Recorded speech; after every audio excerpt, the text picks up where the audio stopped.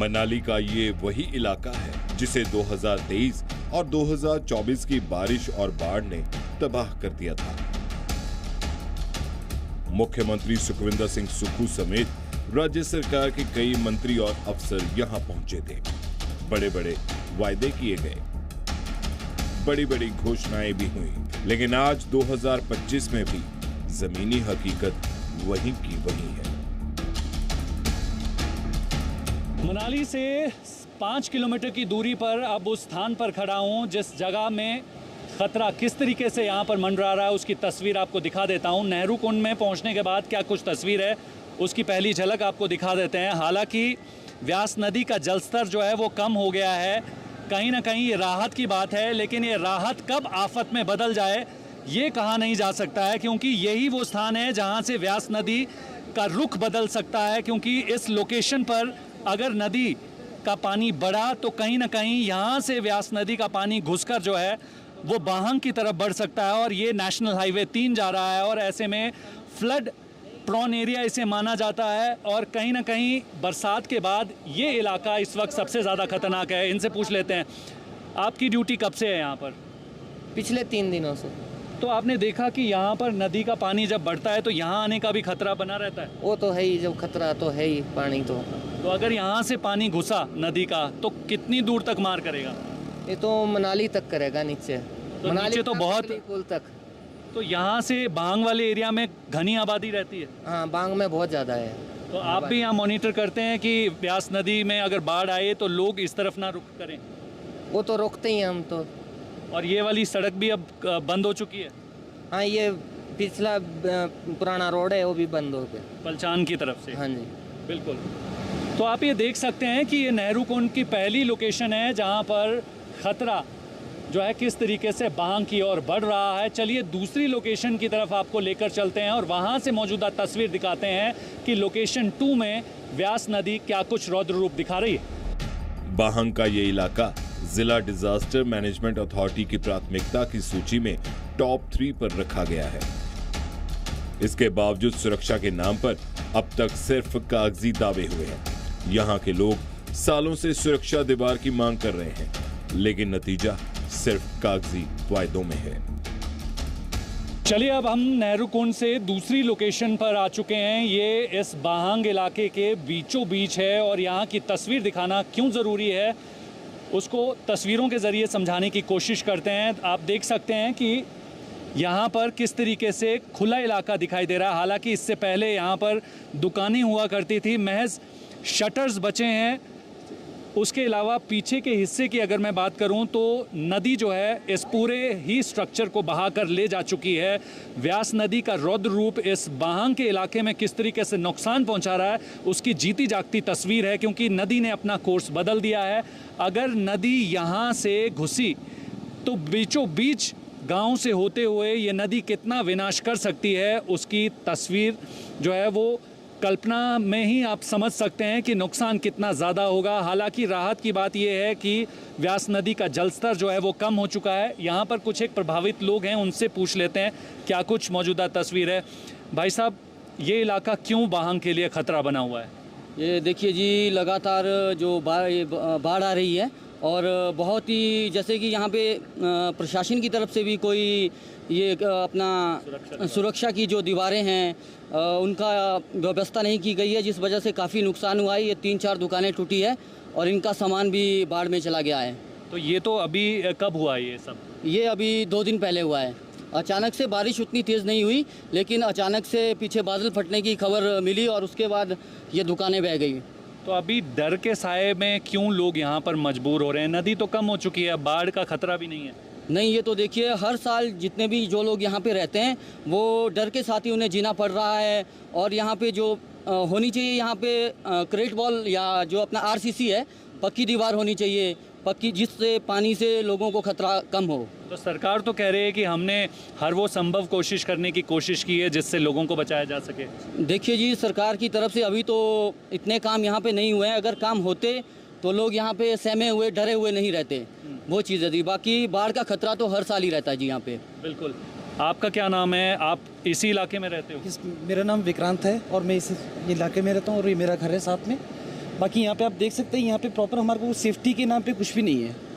अगर बाढ़ जैसे भी आती है तो पहले यहाँ पे प्रॉपर सेफ्टी थी, अब वो सेफ्टी टूट चुकी है। तो कब सेफ्टी थी और कब टूटी? ये देखिए 2 साल पहले जो फ्लड आया था उस टाइम तो थी सेफ्टी, पर उसके बाद अभी सेफ्टी के नाम पे कुछ भी नहीं है यहाँ पर। तो सरकार तो कह रही है कि हमने सुरक्षा के लिए लोगों की हर संभव मदद की है। ये आप खुद देख सकते हैं, यहाँ पे नदी का बहाव का जो प्रेशर है पूरा इसी तरफ को है, पूरे बांग की तरफ। अगर ऐसा ही रहा तो ये इस हिसाब से तो पूरा बांग साफ हो जाएगा। तो यहाँ अगर पानी का जलस्तर बढ़ा तो ये गांव की तरफ घुस सकती है क्या? बिल्कुल डेफिनेटली, आप देख सकते हैं यहाँ से पूरा बांग की तरफ ही मुड़ रहा है ये पानी। तो यहाँ के लोगों को ये पता चल रहा है, सरकार क्यों नहीं ये समझ पा रही? अब ये चीज़ हम लोगों ने देखो 1 साल पहले भी बात की थी, खान साहब के पास गए थे, उस टाइम बोला भी था, पर अभी तक ये कुछ भी नहीं हुआ इसमें भी। जी, तो आपके घर में और कौन कौन रहता है, क्या माहौल है अब, और ये डर कब तक रहेगा? देखिए ये पूरा 2 महीने तो वैसे ही, जब तक आपका ये पूरा बरसात का मौसम है तब तक वैसे ही डर का माहौल रहेगा। तो घर में कौन कौन परिवार के लोग? घर में देखिए मैं हूँ, मेरे फादर है, मिसिज है और मेरा बच्चा है। और आसपास के इन घरों में? इनके भी पूरी फैमिली है इधर। तो आपको तो सबसे ज़्यादा खतरा है, फिर आप यहाँ से क्यों पलायन नहीं कर रहे हैं? देखिए हम लोगों ने पहले गए थे, हम लोग खान साहब के पास भी गए थे लास्ट ईयर, तो हमने बोला था, तो उन्होंने बीच में जेसीबी लगाई थी, पर उसका जो वो प्रॉपर सोल्यूशन नहीं है ना वो चीज़। हमारे को तो प्रॉपर सेफ्टी चाहिए यहाँ पर, जब तक ये सेफ्टी वॉल्स नहीं लगी तब तक कोई बेनिफिट नहीं है इनका। तो सरकार आपकी सुन नहीं रही, अब कौन सुनेगा? अब देखिए क्या बोल सकते, भगवान भरोसे। भगवान भरोसे ही है और क्या है। बिल्कुल, तो आप ये देख सकते हैं कि ये वो लोग हैं जो इस प्रभावित इलाके पर डर के साए में रहने को मजबूर हैं। हालांकि सरकार की उम्मीद हर किसी एरिया के लोगों को होती है, लेकिन इनकी सरकार कब सुनेगी उसका इंतज़ार आज किया जा रहा है। हालांकि इनका घर अभी सुरक्षित है, भविष्य में कब तक सुरक्षित रहेगा ये तो भगवान के भरोसे है। कुछ एक और लोग हैं, उनसे पूछ लेते हैं। क्या नाम है आपका, आप कहाँ रहते हो? यहीं पर रहते हैं बांग में। तो ये हालात कब से हैं ऐसे? ये हालात 2 साल पहले से हैं। 2 साल पहले सेंटर से भी, दिल्ली सेंटर से भी कुछ आदमी आए थे, बड़े बड़े अहदेदार, बट उस टाइम भी पहले पुले भरी, फोटो खींचे और चले गए। और सरकार से कोई? और सरकार भी, सुखू सरकार और सीएम साहब भी उस टाइम आए हुए थे, उन्होंने मुआयना किया, उसके बाद कुछ नहीं हुआ। तो क्यों सरकार समझ नहीं पा रही है कि सबसे भीड़ भाड़ वाले इलाके को इतना खतरा है? खतरा तो बहुत रहता है यहाँ पे, हर बरसात में खतरा ही रहता है। तो क्या बच सकते हैं क्या? यहाँ कोई चांस नहीं बचने का। यहाँ कारण क्या है? कारण ये जो बारिश होती है पहाड़ों पे, साथ में ग्लेशियर पिघलते हैं, ये सब इकट्ठा होके आते हैं और लक्कड़ पत्थर इकट्ठा होके आते हैं, तो ये सब बाढ़ का रूप ले लेते हैं। तो प्रोटेक्शन वॉल यहाँ होती तो खतरा कम हो सकता प्रोटेक्शन था। वॉल होती 2 साल पहले लगी होती तो इतना नुकसान नहीं होता आज। तो अभी क्या आपको लग रहा है कि सरकार तक आपकी बात हम पहुँचाने की कोशिश कर रहे हैं कि सरकार अगर जागी नहीं तो क्या विनाश हो सकता है इस इलाके में? विनाश हो सकता है, अभी तो पूरा 2 महीने बचे हुए हैं बरसात के, तो कुछ भी हो सकता है। हमारी टीम ने बाहंग गांव के 3 सबसे संवेदनशील स्थानों से ग्राउंड रिपोर्टिंग की, जहां से ब्यास नदी कभी भी रुख बदल सकती है, और यदि ऐसा हुआ तो पूरी आबादी बाढ़ की विनाश लीला की चपेट में आ सकती है। हिमाचल प्रदेश में मॉनसून ने दस्तक दे दी है और 24 तारीख से रुक रुक कर कई इलाकों में बारिश का सिलसिला जारी है, लेकिन कई सारे ऐसे इलाके हैं जहां पर ज़बरदस्त तरीके से बारिश हो रही है और बाढ़ की स्थिति के बाद नुकसान की तस्वीर देखने को मिल रही है। हालांकि मनाली में इस वक्त मौसम जो है वो कहीं ना कहीं एक तस्वीर दिखा रहा है, उसकी एक झलक आपको दिखा देते हैं। ये वो झलक है जो इस वक्त खुशनुमा तस्वीर बयां कर रही है, लेकिन दूसरी तरफ एक तस्वीर है जो बारिश और बाढ़ का खतरा जो है यहाँ पर लेकर आ रही है, क्योंकि जितने भी ऊंचाई वाले इलाके हैं वहाँ पर पिछले 24 घंटों में ज़बरदस्त तरीके से बारिश हुई है, जिसकी वजह से व्यास नदी में बाढ़ की स्थिति उत्पन्न हो चुकी है। हालांकि मनाली तक पहुँचने की सड़क जो है वो यातायात के लिए बहाल है, जो राहत की खबर है। हालांकि मौसम विज्ञान केंद्र शिमला की फॉरकास्ट की बात करें तो आज, कल और परसों यानी अगले 3 दिन के लिए येलो अलर्ट जारी किया है और कहीं ना कहीं मौसम का लुत्फ लेने के लिए बड़ी तादाद में सैलानी जो हैं वो मनाली और इसके आसपास के इलाकों का रुख करते हैं। फ़िलहाल अगर आप भी हिमाचल प्रदेश की खूबसूरत वादियों का लुत्फ उठाना चाहते हैं तो सबसे पहले मौसम का अपडेट ले लें, सड़क का अपडेट ले लें और स्थानीय प्रशासन से जानकारी ले लें, क्योंकि आपकी सुरक्षा आपके हाथ में है। वहीं दूसरी तरफ अगर बात करें तो ज़िला प्रशासन लगातार मौसम को लेकर एडवाइजरी जारी कर रहा है। कुछ सैलानी हमारे साथ हैं, इनसे पूछ लेते हैं। क्या नाम है भाई साहब, कहाँ से हो? फैसल खान, राजस्थान। तो कब राजस्थान से यहाँ घूमने के लिए पहुँचे थे? कल शाम को। तो बाढ़ और बारिश की खबर आपने भी देखी होगी, यहाँ कैसे पहुँचे, क्या माहौल है? माहौल तो एक नंबर है यहाँ का। बाकी रोहतान की देखी थी हमने लोकेशन, रोहतान में भी जो है बारिश बहुत तेज है। तो बढ़िया है घूमने एक नंबर, एक नंबर मज़ा ये घूमने का मज़ा आ गया, बहुत बढ़िया घूमने की जगह है। तो आपको लग रहा है कि जिस तरीके से बारिश और बाढ़ की तस्वीरें देखने को मिल रही हैं, लोगों को भी समझना होगा कि पहले जानकारी ले लें फिर घूमने के लिए पहुंचे? पहले जानकारी लें फिर आए यहाँ पर, किसी से पहले टच होए पहले यहाँ पर। और बढ़िया अभी मौसम फर्स्ट क्लास। एक नंबर, बस फर्स्ट क्लास मौसम है। यहाँ के लोगों ने बहुत मदद की हमारी भाई, हम बिल्कुल अनजान थे। यहाँ लोकल से मिले हम 2-3 जनों से, उन्होंने हमें पूरा रूट बता दिया, यहाँ से यूँ जाओ सारे। अभी कहाँ जा रहे हो? अभी हम रोहतान की तैयारी कर रहे हैं। जैसे ही मानसून आता है तो हमारे को ये बाढ़ का ही डर रहता है। अब ये अभी जैसे हमने भी मतलब ये दुकानें खाली की, परसों जो हुआ बाढ़ आई, वो तो दिन में आई, थोड़ी सी बारिश स्टार्ट नहीं हुई वैसे बाढ़ आई। तो यही हर साल मानसून आते ही हर साल यही डर रहता है। तो वजह क्या है? सरकार तो कह रही है कि हमने हर वो संभव काम किए हैं जिससे लोगों को सुरक्षा मिले। मुझे तो नहीं लगता है कि मतलब यहाँ जो बांग में है कोई ऐसी प्रोटेक्शन बॉल दी गई आज तक ना दी है, ना कभी सुना है ये चीज़ है। तो कितना खतरा है, कितनी आबादी यहाँ पर रहती है? यहाँ पे आबादी कम से कम 3000 लोगों की आबादी है, जो हम स्थानीय लोग यहाँ के रहने वाले हैं। और उसको छोड़ के यहाँ पे सीनियर सेकेंडरी स्कूल है और यहाँ पे डिफेंस का है, एवलिस्ट वो सस्य का, वो DRDO का है, A to Z है मतलब।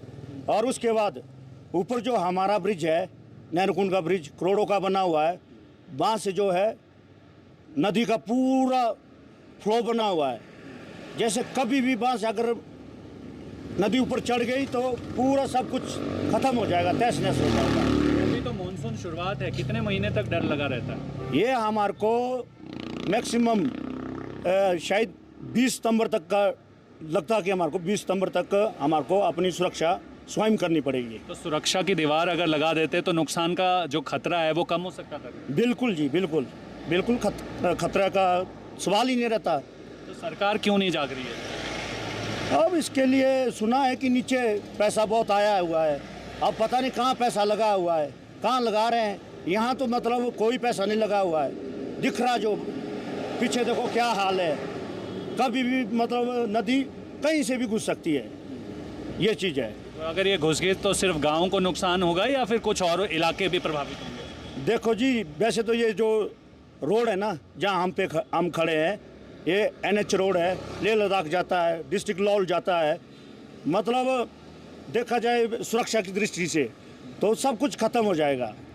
तो गवर्नमेंट को इसके लिए, चाहे स्टेट गवर्नमेंट हो चाहे सेंट्रल गवर्नमेंट हो, मैं उनसे निवेदन करता हूँ इसके लिए जागना चाहिए, क्योंकि ये लाइफ लाइन है, देश की भी लाइफ लाइन है और हम लोगों की भी लाइफ लाइन है। और टूरिज्म के लिए तो बहुत ही अच्छी चीज़ है ये। सर यहाँ बरसात का हर साल हमें, जब से यहाँ पे रह रहे हैं अब बांग में, तो उस टाइम से लेकर बरसात से हमें खौफ ही रहता है। तो 2023 से लेकर तो यहाँ पे जब भी बाढ़ आती तो बहुत नुकसान करके जाती है। तो हमें पीछे भी देखो 25 तारीख को आया था, बादल फटा पीछे अंजनी महादेव कहाँ 2 जगह, तो काफ़ी सारा 1-2-4 दुकानें भी चले गई हमारे चेक डैम पे ऊपर। वो प्राइमरी स्कूल है, उस सेकेंडरी स्कूल है, तो वहाँ पे भी पीछे मोड़ पे दुकानें चले गई, 3-4 दुकानें चले गई। तो हमें भी दुकान दिन को खाली करनी पड़े। अगर बाइक ऐसा रात को हो जाए इमरजेंसी तो कहाँ क्या करें हम लोग, बहुत मुश्किल होती है। अभी भी हमारा दुकान खाली करके हमने उस टाइम करके फिर अभी दोबारा सेट किया।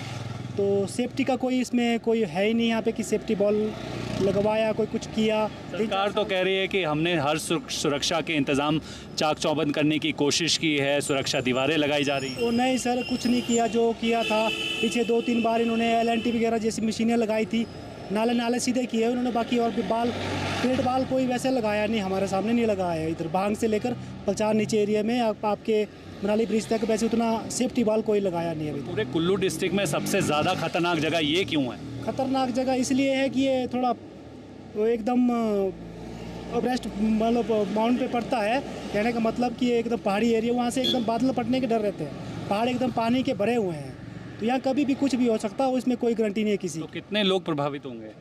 तो यहाँ पे कम से कम सर 3000 लोग यहाँ पे रहते हैं। यहाँ के बाहर के निवासी जो भी यहाँ पे काम करते हैं, बिजनेस करते हैं, सारे मिला के 3000-4000 लोग रहते हैं इधर पे। तो सरकार तो आपकी सुन नहीं रही, अब क्या भगवान भरोसे? तो फिलहाल तो भगवान भरोसे है सर, क्या कर सकते हैं अब सरकार के।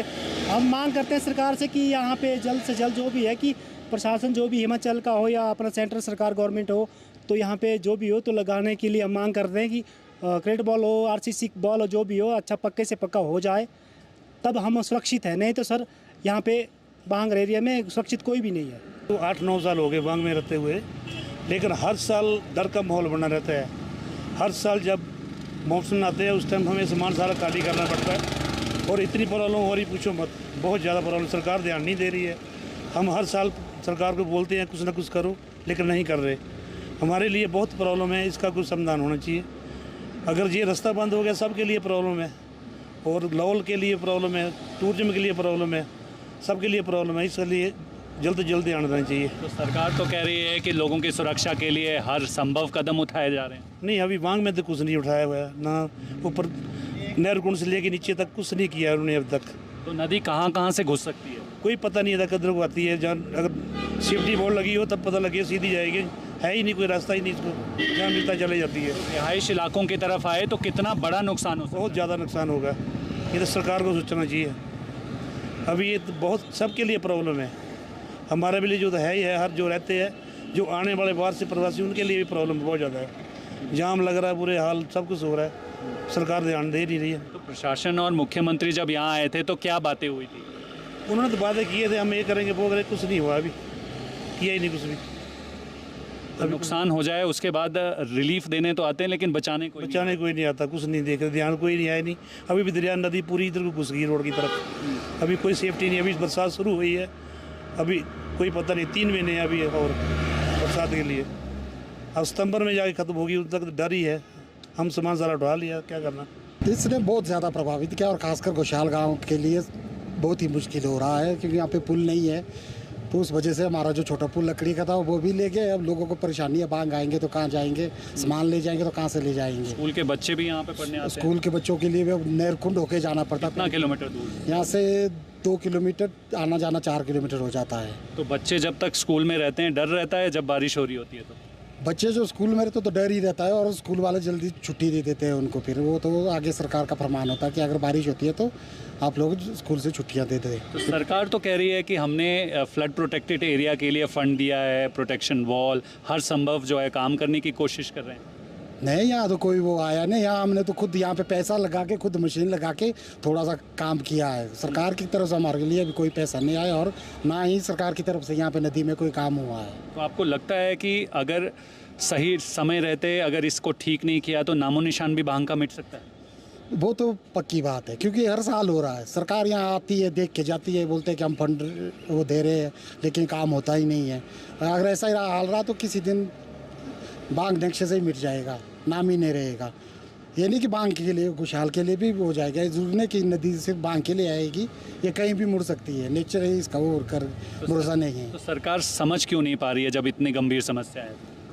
तो पता नहीं, हम कितनी बार बोला, जाके सरकार को बोला, प्रशासन को भी बोला कि हमारे को मशीनें चाहिए, हमने खुद काम करना है, तो बोलते हैं फंड नहीं है, ये नहीं है। तो क्या कर सकते इसके लिए हम। गांव वाले भी सारे परेशान है, बोल रहे हैं कि अब देखो पुल का सबसे बड़ी समस्या तो पुल की है, आना जाना ही बंद हो गया गोशाल वालों का। तो सरकार तो आपकी सुन नहीं रही है, तो अब किसका भरोसा? अब सरकार ने सुनेंगे तो फिर क्या करें। अब भगवान का भरोसा, और क्या। जब ऊपर वाला देखे फिर नदी जाए, यहाँ जाए, वहाँ जाए। कर रहे हैं जो खुद के पैसे से थोड़ा थोड़ा काम करते हैं हम लोग। अब आजकल तो नहीं कर सकते बरसात में, क्योंकि पानी बढ़ जाता है। अगर जैसे बरसात खत्म होती है तो मशीन लगा के सीधी करने की कोशिश करते, खुद का पैसा लगा के। तो सरकार ने अब तक कोई पैसा नहीं दिया है हमारे लिए। सिर्फ कल्पना भर से ही रूह कांप जाती है। जब सब कुछ पता है तब इंतजार किसका है? आपदा के आने का या फिर जनता के जाने का? हिमाचल प्रदेश में मॉनसून ने दस्तक दे दी है, और ऐसे में बारिश का दौर लगातार हिमाचल प्रदेश के कई सारे इलाकों में पिछले कुछ दिनों से जारी है। कहीं ना कहीं ये बारिश आफत बनकर हिमाचल प्रदेश में लोगों को नुकसान पहुंचा रही है, क्योंकि जिस तरीके से 2023 और 2024 में मॉनसून ने ज़बरदस्त तरीके से हिमाचल प्रदेश में भारी जानमाल को नुकसान पहुंचाया था, तो कुछ इसी तरीके से इसकी दस्तक 2025 में भी हुई है। फ़िलहाल पिछले कल रात से ही हिमाचल प्रदेश के कई सारे इलाकों में बारिश का दौर जारी था, लेकिन फ़िलहाल कुछ समय पहले अब बारिश का सिलसिला मनाली में थम चुका है। मैं इस वक्त मनाली से महज 4 किलोमीटर की दूरी पर उस स्थान पर मौजूद हूं जिस पर सबसे ज़्यादा खतरे के बादल मंडरा रहे हैं। जी हां, मैं बाहंग में मौजूद हूं और बाहंग में फ़िलहाल मौसम का क्या सूरत हाल है उसकी तस्वीर आपको दिखा देते हैं। हालांकि ये खूबसूरत सा दिखने वाला इलाका जो है वो इस वक्त खतरे की जद में है, क्योंकि यहाँ पर लगभग 3000 से ज़्यादा की आबादी रहती है और ऐसे में व्यास नदी में बाढ़ आई और अगर इसने अपना कोर्स बदला तो ये 3000 से ज़्यादा की आबादी पर किस तरीके से ये ख़तरे के बादल नुकसान पहुंचा सकते हैं उसका अंदाज़ा लगाना बेहद मुश्किल है। लेकिन ये एक ऐसी लोकेशन है जहां पर पिछले 2 सालों में ब्यास नदी का पानी ठीक इसी इलाके से होते हुए यहाँ पर सामने नेशनल हाईवे 3 जो मनाली से लेह को जोड़ता है वहाँ पर जो है नुकसान पहुंचा चुका है और ऐसे में अब एक बार फिर से खतरा जो है यहाँ पर मंडराने लगा है। मैं एक ऐसी लोकेशन पर हूँ जहाँ से आपको तस्वीरें दिखा दूँ। आप तस्वीरों में देख सकते हैं कि ये बाहंग का वो इलाका है जहाँ पर पिछले 3-4 दिनों में जिस तरीके से बारिश हुई उसके बाद बाढ़ की स्थिति ने अब पूरी तरीके से इलाके का नक्शा बदलना शुरू कर दिया है। ये सबसे भीड़ भाड़ वाला इलाका है और ऐसे में व्यास नदी पहले लेफ़्ट साइड में बहती थी, लेकिन अब पूरा पानी का जो वेग है वो अब यहाँ से बहना शुरू हो चुका है। आप देख सकते हैं कि रिहाइश इलाकों के बिल्कुल साथ होकर व्यास नदी बह रही है। हालांकि इसका जल स्तर फ़िलहाल कम हुआ है क्योंकि बारिश का सिलसिला थमा है, लेकिन आने वाले दिनों में अगर बारिश और ऊंचाई वाले इलाकों में होती है तो व्यास नदी में बाढ़ आने के बाद इस इलाके को किस तरीके से नुकसान पहुँचा सकती है, क्योंकि इसका इतिहास बताता है।